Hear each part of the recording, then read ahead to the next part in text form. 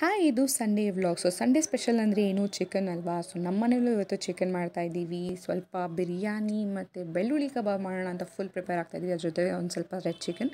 ಯಾಕಂದರೆ ಇವತ್ತು ನನ್ನ ಫ್ರೆಂಡ್ಸು ಮತ್ತು ನಮ್ಮ ಮನೆಯವರು ಬರ್ತಿದ್ರು ಊಟಕ್ಕೆ. ಹಾಗಾಗಿ ಪಾಪು ಏನು ಮಾಡ್ತಿದ್ದೆ ಅಂತ ನೋಡೋಕೆ ಹೋದರೆ ತನಿಷಾ ಎಷ್ಟು ಸ್ವೀಟಾಗಿ ನೋಡ್ಕೊತಿದ್ದಾಳೆ. ಮಮ್ಮಿ ಮಿಕ್ಕಿದ ಪ್ರಿಪ್ರೇಷನ್ ಮಾಡ್ಕೊಳ್ಳೋ ಅಷ್ಟರಲ್ಲಿ ನಾನು ಸ್ವಲ್ಪ ಕಾಲು ಸೂಪ್ ಕುಡ್ಕೊಂಡು ಬರೋಣ ಅಂತ ಹೋಗಿದ್ದೆ. ಇಲ್ಲಿಯೇ ತಾತ ಮೊಮ್ಮಕ್ಕಳು ಫುಲ್ಲು ಮಾತಾಡ್ಕೊಂಡು ಆಟಾಡ್ಕೊಂಡಿದ್ದಾರೆ. ಟೈಮ್ ಬೇರೆ ಆಗ್ತಿತ್ತು, ಯಾಕಂದರೆ ಬೇಗ ಬರ್ತೀನಿ ಅಂತ ಹೇಳಿದರು ಎಲ್ಲರೂ. ಸೊ ಫುಲ್ಲು ಪಲಾವ್ಗೆ ಮತ್ತೆಲ್ಲ ರೆಡಿ ಮಾಡ್ಕೊಂಡಿದ್ದಾಯಿತು.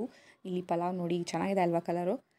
ಬೆಳ್ಳುಳ್ಳಿ ಕಬಾಬ್ ಮಾಡೋದು ಹೇಗೆ ಅಂತ ಚಂದ್ರು ಅವ್ರ ವೀಡಿಯೋ ನೋಡ್ತಾ ಇದ್ದೀವಿ. ಓ ಏನೋ ಒಂದು ಪೇಸ್ಟ್ ಆಯಿತು, ಬಟ್ ಭಯ ಅಂತೂ ಇದೆ ಹೆಂಗೆ ಬರುತ್ತೆ ಇದು ಅಂತ. ಇದೆಲ್ಲ ಪ್ರಿಪೇರ್ ಆಗೋ ಅಷ್ಟರಲ್ಲಿ ನನ್ನ ಫ್ರೆಂಡ್ ಕೂಡ ಬಂದಿದ್ಲು ಮನೆಗೆ ಪಾಪು ನೋಡೋದಕ್ಕೆ ಅಂತ. ನನ್ನ ಫ್ರೆಂಡ್ನ ಮಕ್ಕಳು ತನಿಷಾಗೆ ಬೆಸ್ಟ್ ಫ್ರೆಂಡ್ಸು. ಸೊ ಡೈಲಿ ಆಟ ಆಡ್ತಾರವರೆಲ್ಲ. ಅದೇ ಟೈಮಲ್ಲಿ ಅವ್ರ ಡ್ಯಾಡಿ ಕೂಡ ಬಂದಿದ್ದರು. ಅಪ್ಪ ಮಗ ನೋಡಿ ಫುಲ್ ಜೋರು ಟಾಕಿಂಗ್ ಮಾಡ್ತಾಯಿದ್ದಾರೆ ಇಲ್ಲಿ. ಎಲ್ಲ ಊಟಕ್ಕೆ ಕೂತ್ಕೊಳ್ಳೋ ಟೈಮ್ ಆಯಿತು. ಇವಾಗ ಕಬಾಬ್ ಹಾಕೋಣ, ಹೇಗೆ ಬರುತ್ತೆ ಅಂತ ನೋಡೋಣ ಬನ್ನಿ.